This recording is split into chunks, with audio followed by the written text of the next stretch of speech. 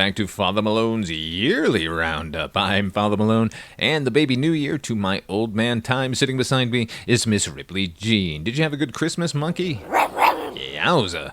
This is the Yearly Roundup, but that might be misleading. I'm not counting down to a goddamn thing.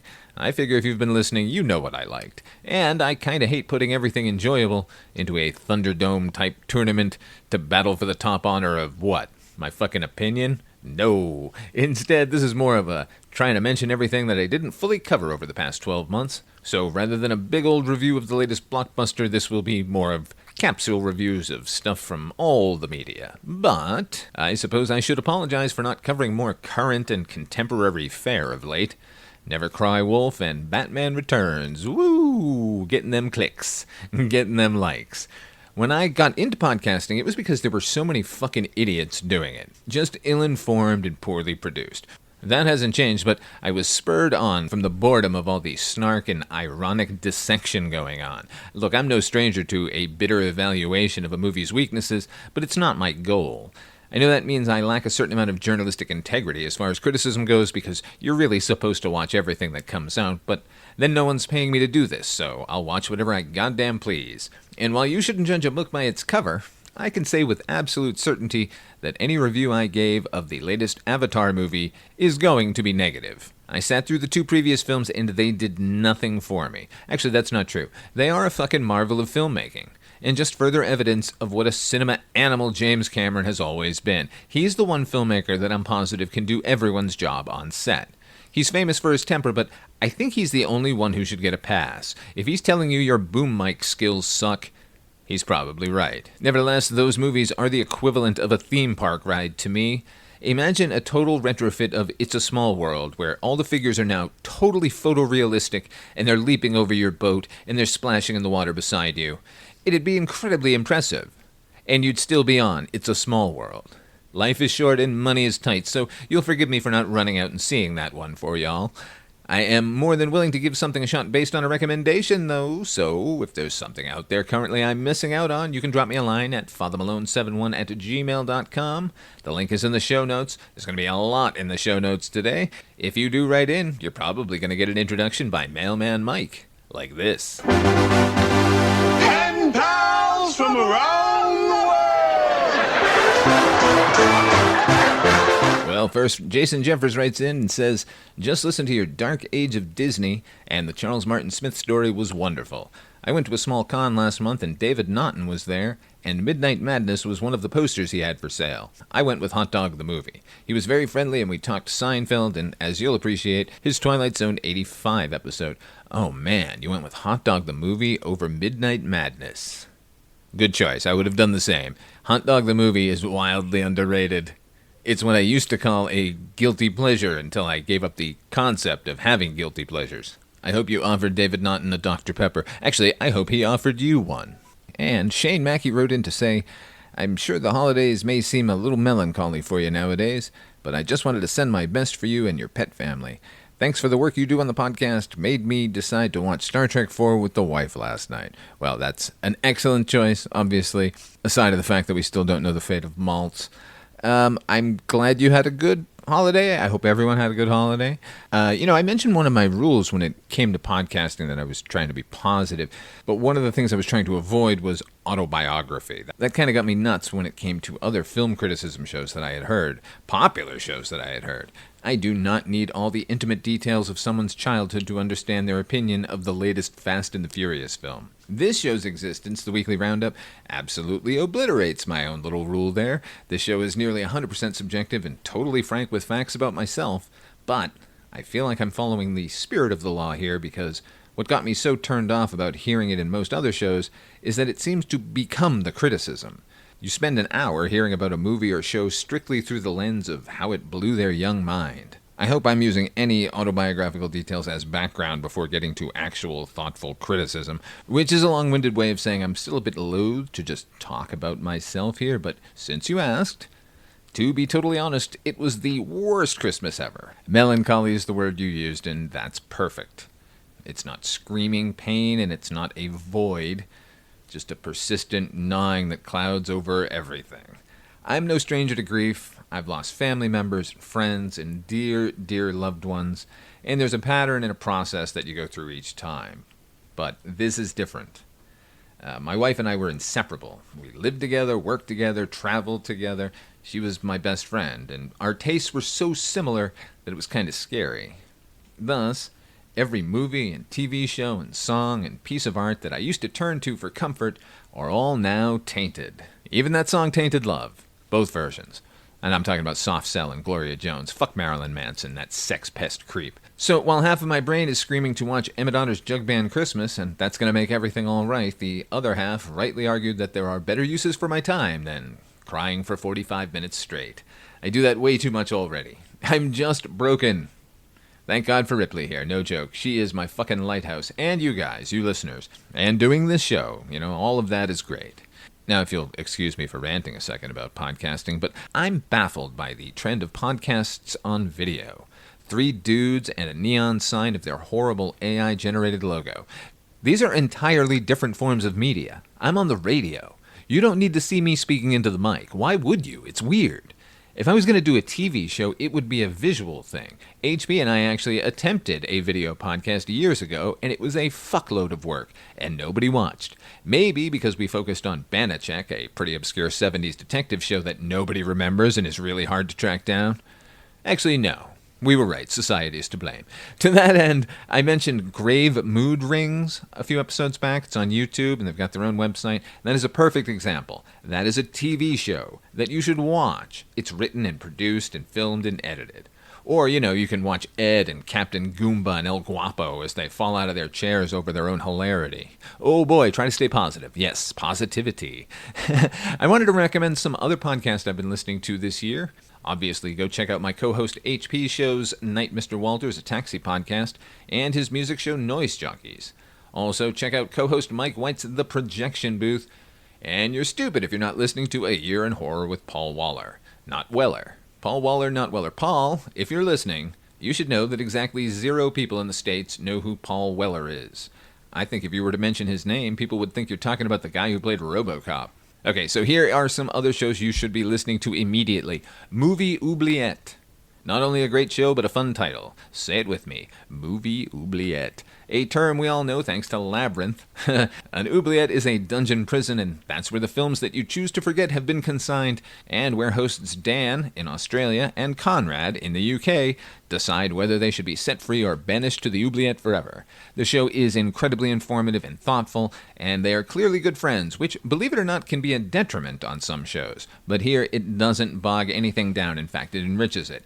And they cover everything you love. Trust me. Movie Oubliette. Oh, I'm going to be positive again in a minute. What's with the trend of chit-chat that goes on at the top of shows now? That shit spread like a virus, where they just kind of improv for 2 or 3 minutes, basically telling you everything you're about to hear. Unless there's a topic that we're not privy to that you need to clarify so we'll better understand the following conversation, shut the fuck up. Inane padding, man. Every time I tune into a show to listen to an interview now, I check the time, and I see how much is past an hour. So if it's like an hour and 20 minutes, I start at 20 minutes. Surprise! That's where the interview begins.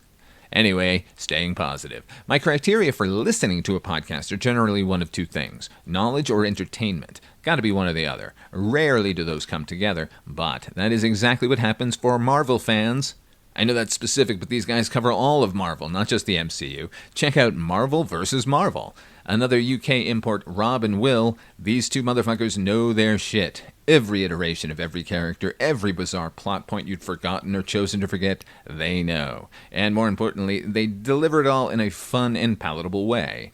And I should point out that they cover more than Marvel. They go where they want to. It's never not a good show. Don't be hamstrung by the title. Trek people. Oh my gosh, HP and I are trekking right now, so I've been submerged in the ocean of Star Trek podcasts out there, and there are a lot of really good ones.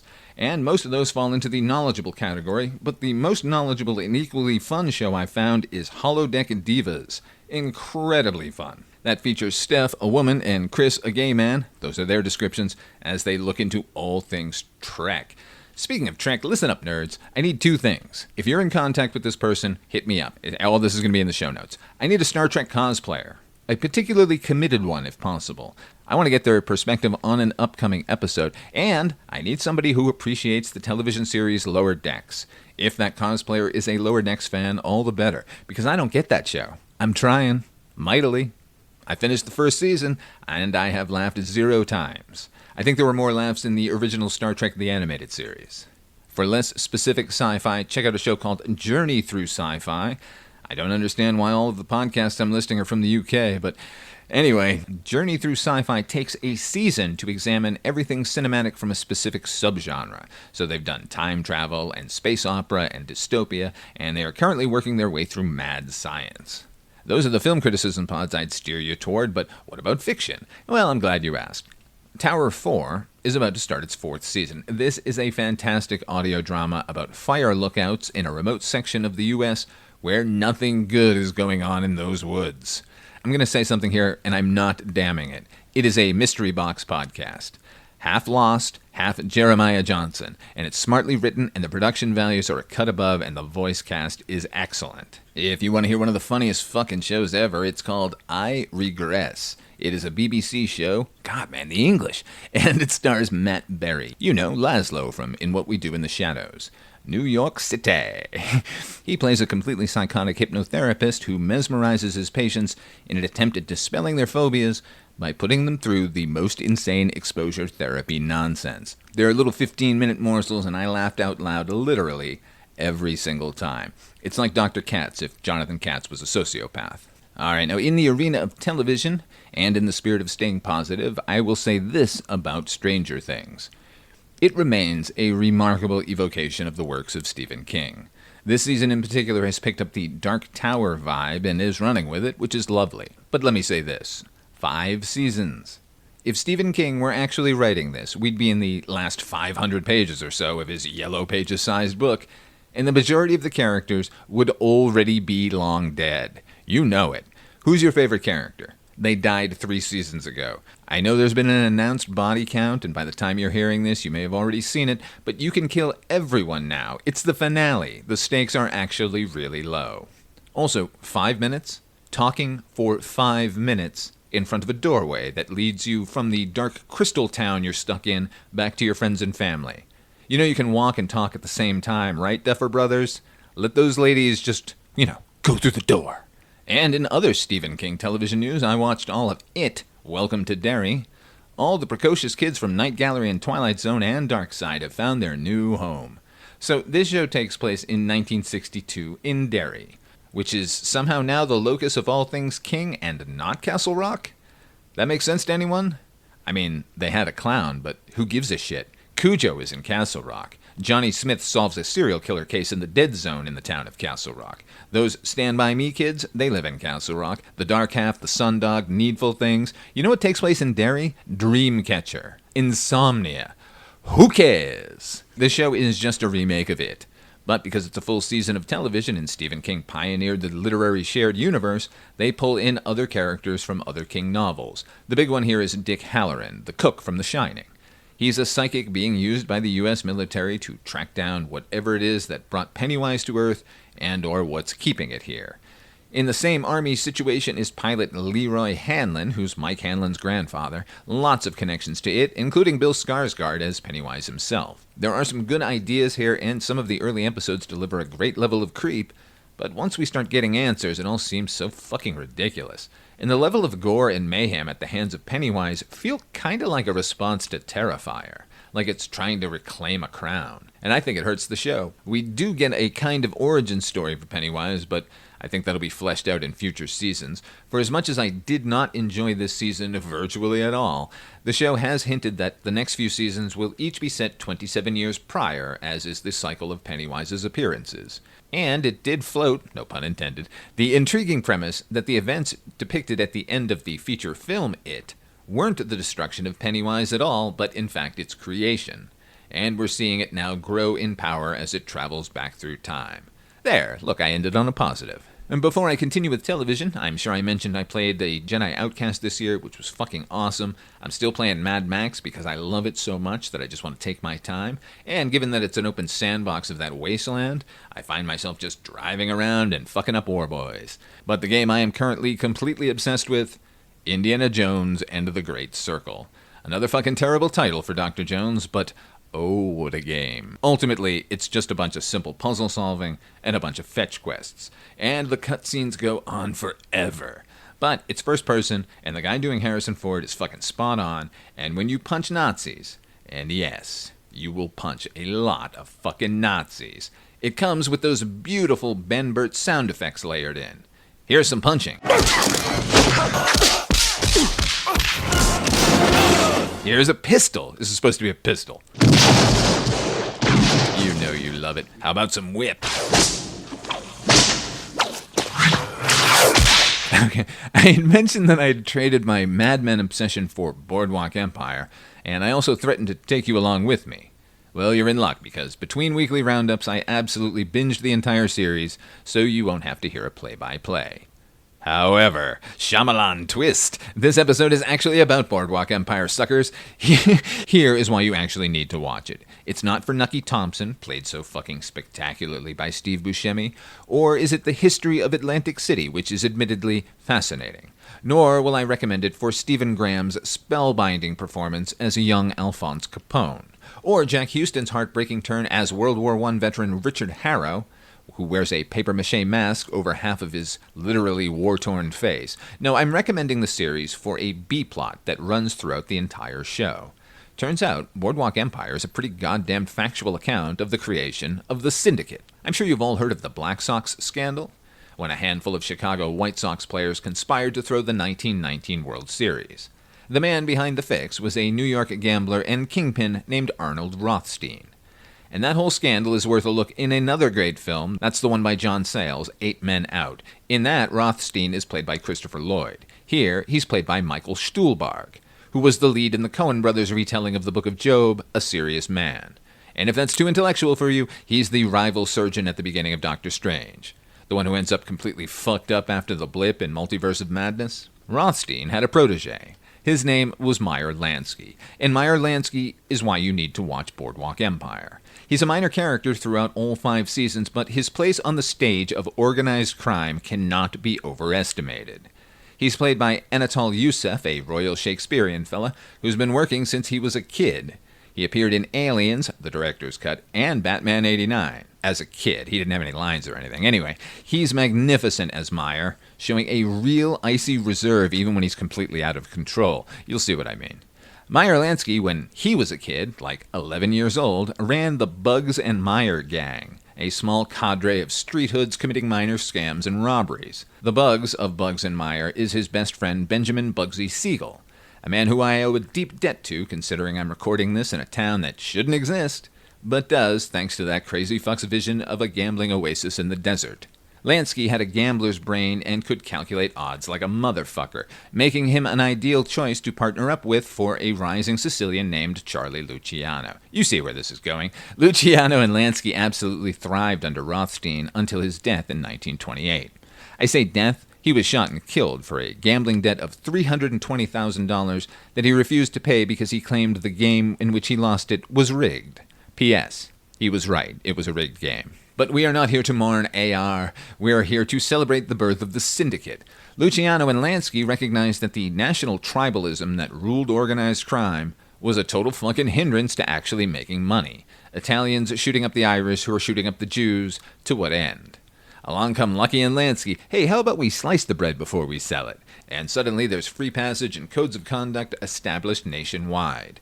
During World War II, Lansky and Luciano worked with the U.S. military to keep New York Harbor free from sabotage, employing their soldiers as security. A favor the U.S. government would repay a few decades later by deporting Luciano.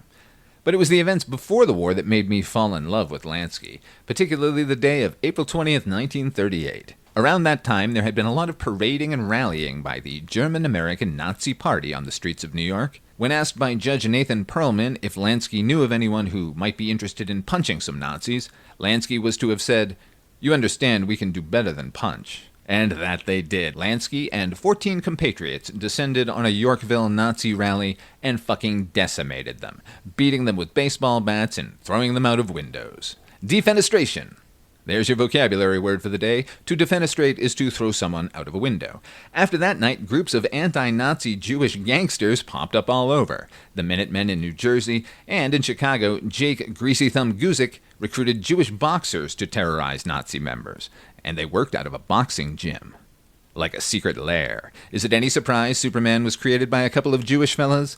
One of those Chicago boxers, by the way, was Jacob Rubinstein. He eventually moved to Dallas and changed his name to Jack Ruby. Lansky has been portrayed by dozens of actors in dozens of productions over the years.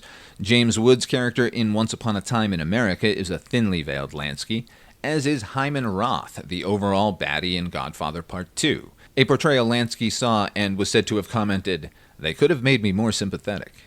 Ben Kingsley gave an excellent performance as the actual Meyer Lansky in Warren Beatty's Bugsy. Go jerk a soda. That's one of my favorite kiss-off lines of all time. Patrick Dempsey played Meyer Lansky in that Young Guns attempt at gangsterism, Mobsters. Hey, if you want to see exactly what didn't happen with this outfit, check out that bullshit. Maybe we should cover that in more depth, just for its sheer fucking stupidity. HP, I'm lighting up the Banachek symbol.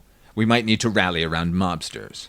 All of these performances, by the way, all of these portrayals, from excellent to excrement, pale beside the character and situations dramatized on Boardwalk Empire. Hell, if you don't want to invest the time in the whole series, just watch the Lansky episodes. Listen, I realize it's weird to have a favorite gangster. Gangland goons are mostly just that. Fucking dummies and psychopaths you wouldn't piss on if they were on fire. But respect must be paid for the levels of ingenuity and goddamned American grit that went into some of those criminal enterprises over the years. And all of my respect goes to Meyer Lansky. He was the greatest gangster who ever lived. That's not hyperbole. And I say it with authority because Meyer Lansky retired. He died in his home at age 80. Nobody came for him. Nobody tried to keep him tethered. He just said, "I'm done," and that was that. In other HBO period piece television, and this one definitely crosses over with Boardwalk Empire thanks to its cast, you could do worse than check out the 4-episode miniseries Death by Lightning, a show that reminded me of just how woefully deficient my working knowledge of American history truly is. Michael Shannon, who starred as a disgraced treasury agent on Boardwalk Empire, plays James Garfield, who unwittingly and really unexpectedly becomes the Republican candidate for president in 1880, drawing the ire of Roscoe Conkling, who ran the New York Custom House and therefore held the national purse strings, played by Shea Wiggum, who, surprise, plays Sheriff Eli Thompson, younger brother of Nucky, on Boardwalk Empire. Death by Lightning chronicles the whirlwind of politicking and backstabbing and mental disorder that played into the events of Garfield's assassination. It also paints the portrait of a really decent man, and a tragedy of what we were denied. I guess Stephen Sondheim was onto something with that musical. I'm going to end everything on another positive, recommendation-wise. If you want to watch a Stephen King-themed TV show, watch Castle Rock. It's Stephen King without the nostalgia, which is the fucking DNA of Stranger Things and Welcome to Derry. Hey, remember these fun memories? Remember how these situations made you feel? Which is crazy, because nostalgia exists to comfort, and horror exists to fuck you up. Castle Rock got 2 seasons, and yes, they're tainted with the J.J. Abrams imprint, but don't let that dissuade you. He had nothing to do with it. And Season 2 gave us young Annie Wilkes, played by Lizzie Kaplan, and it's fucking breathtaking. And Season 2 has Paul Sparks from Boardwalk Empire as Ace Merrill. You remember Ace? Kiefer Sutherland played him in Stand By Me. And Ace's dad is played by Andy Dufresne himself, Tim Robbins. As Pop Merrill, not Andy Dufresne. I just want to clarify that. In fact, so you don't think I'm steering you wrong, skip the first season. It's all about a figure of absolute evil that appears and has to be dealt with, and it's very, very multiverse. Season 2, nearly entirely separate, is way more Stephen King, and it's one of the best King-adjacent things I've ever seen, including nods toward facilitating the evil that draws Barlow and Straker to the nearby town of Salem's Lot. Now, go read Salem's Lot. Listen, it has been an incredible year here at Midnight Viewing, and we want to thank you all from young Miss Ripley Jean and myself. Merry New Year!